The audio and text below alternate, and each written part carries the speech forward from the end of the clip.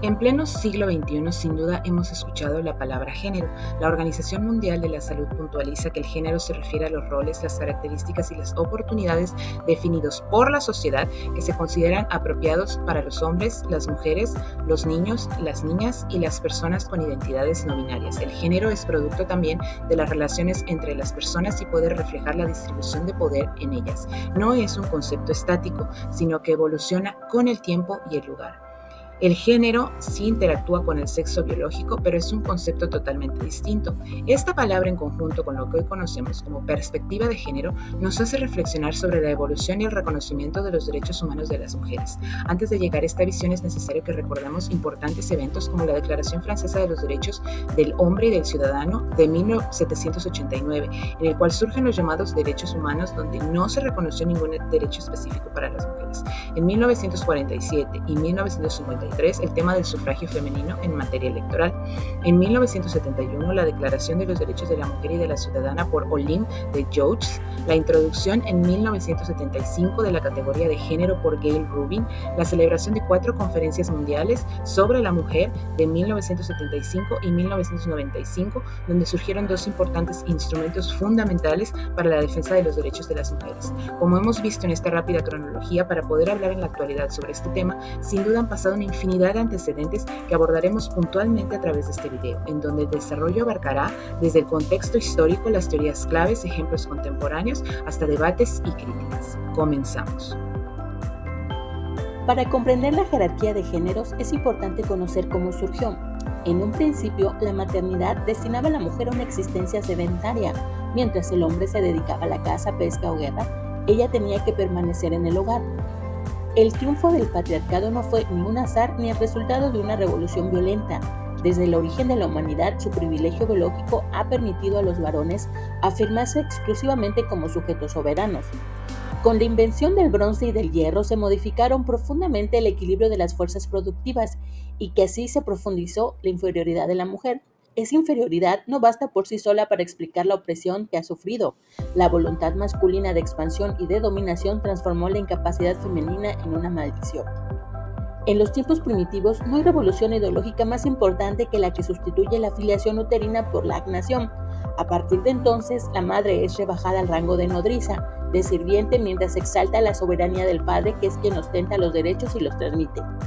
En la Roma antigua se afirma el derecho patriarcal, la propiedad agrícola, el dominio privado y por tanto la familia.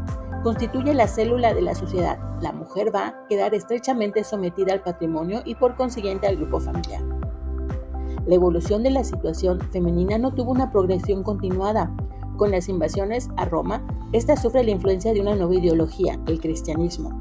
Esta ideología cristiana ha contribuido a la opresión de la mujer. Es una religión donde la carne es maldita. La mujer aparece como la más temible tentación del demonio. Durante la Edad Media, toda capacidad tenía su origen en la fuerza bruta. La mujer era en realidad completamente impotente. En el feudalismo, la condición de las mujeres parece muy incierta. Se le niegan los derechos privados porque no tiene capacidad política. Durante el Renacimiento, el estatuto legal de la mujer permaneció más o menos inmutable.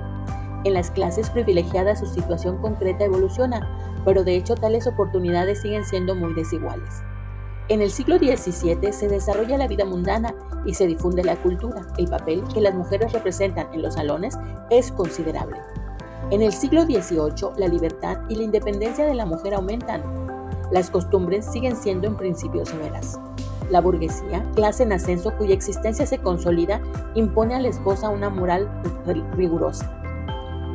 La revolución burguesa se mostró respetuosa con las instituciones y los valores burgueses y fue hecha casi exclusivamente por los hombres. Durante todo el siglo XIX, la jurisprudencia no hace más que reforzar los rigores del código, privando a la mujer de todo derecho de enajenación y del divorcio, el cual apareció hasta 1884. En una sociedad rigurosamente jerarquizada, la familia constituye la célula social indisoluble. Será el microcosmos de la sociedad. Así pues, el marido gobierna, la mujer administra y los hijos obedecen. Auguste Comte señala que la jerarquía de los sexos consiste en que existen entre ellos diferencias radicales, físicas y morales, a la vez que los separan profundamente. La feminidad es una especie de infancia continua que aleja a la mujer del tipo ideal de la raza. No tiene ningún derecho económico ni político, no es más que esposa y educadora. La mujer es una propiedad que se adquiere por contrato, es un bien mobiliario. En la Revolución Industrial, la mujer conquista una importancia económica que había perdido, ya que se escapa del hogar y desempeña en la fábrica una parte específica en la producción. La revolución que transforma en el siglo XIX la suerte de la mujer abre para ella una nueva era, porque ha sido a través del trabajo como la mujer ha conquistado su dignidad de ser humano, pero ha sido una conquista singularmente dura y lenta. El feminismo se entiende como un movimiento político y social que en todos sus tiempos y corrientes ha buscado crear conciencia sobre las condiciones de las mujeres para luego llevar las relaciones sociales de ellas hacia un punto de equidad. Este se ha presentado en 3 olas. En la primera de ellas se pide la abolición de los privilegios masculinos. Se piden derechos matrimoniales y a los hijos, al trabajo, a la capacitación profesional, a la educación y al voto. En la segunda ola, las demandas se enfocan al sufragio universal, la educación superior, el acceso a las profesiones y a cargos de todo tipo, las condiciones laborales y los derechos y deberes matrimoniales equiparables a la de los varones. En la tercera ola se afianza el pensamiento feminista, se hace un análisis y descripción del patriarcado y este se identifica como la razón de las desigualdades y la discriminación del sexo-género. Se acuñan términos, se describe el género y las injusticias como impuestas por la cultura y no por la naturaleza. Otra de las teorías claves es la teoría queer. Esta teoría es una teoría posmoderna, flexible, líquida y postula que no solamente el género es una construcción social, sino que también el concepto de sexo es un constructo cultural. Por último, la teoría de la interseccionalidad. Esta se describe como esta interacción entre 2 o más factores sociales que definen a una persona. Cuestiones de identidad como género, la etnia, la raza, la ubicación geográfica o incluso la edad no afectan a una persona de forma separada, al contrario, estos se combinan de formas generando desigualdades o ventajas diversas. A pesar del trabajo realizado principalmente por movimientos encabezados por mujeres, aún existe desigualdad de género entre hombres y mujeres en distintos aspectos. En el ámbito laboral aún se observa la brecha salarial y la escasa participación de mujeres en puestos de liderazgo. Según datos del INEGI, en México las mujeres ganan en promedio un 16% menos que los hombres por el mismo trabajo o trabajo de igual valor. También se ha buscado la creación de leyes inclusivas que no solo protejan y permitan la participación de las mujeres en la política, sino también a las personas de la comunidad LGTB+.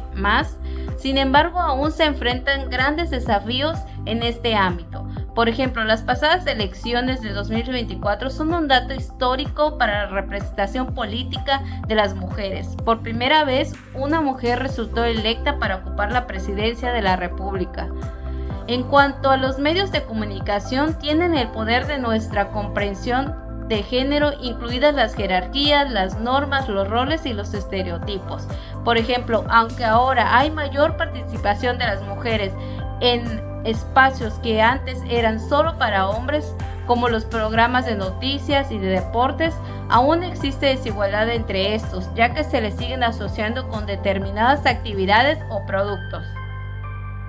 Las críticas a las teorías tradicionales de género son principalmente porque se asocian a estereotipos de género al enfocarse en roles y características asociadas tradicionalmente con hombres y mujeres, es decir, se desaprueban por centrarse en una visión binaria, demostrando su falta de consideración hacia los aspectos sociales cambiantes como la diversidad y la evolución de las identidades de género. En cuanto a la adopción de nuevas perspectivas en cuestión de jerarquía de género, ha puesto en marcha un proceso de desmantelamiento de las teorías tradicionales. Con el cambio de perspectiva se busca la reestructuración de la jerarquía de género, la cual es esencial para el progreso hacia una sociedad más inclusiva y justa. Estos movimientos representan un progreso hacia la igualdad, la equidad, la aceptación, el respeto por la diversidad humana y su desempeño en cualquier ámbito. La importancia del tema radica en que hablamos de la identidad de los seres humanos con independencia de la categoría biológica con la que nacemos. Aquí la realidad es buscar la equidad, la igualdad, pero sobre todo la justicia para absolutamente todos los seres humanos. Estudiamos, sí, el impacto de la sociedad en este tema de la perspectiva de género, pero debemos puntualizar que debemos superar la ancestral concepción del mundo basada en la idea de la naturaleza y la biología como argumento absoluto para explicar la vida de los seres humanos. Dato curioso, el padrón electoral en agosto del 2005 se componía de 71 millones de personas. 51.9% eran mujeres y 48.1% eran hombres. Gracias.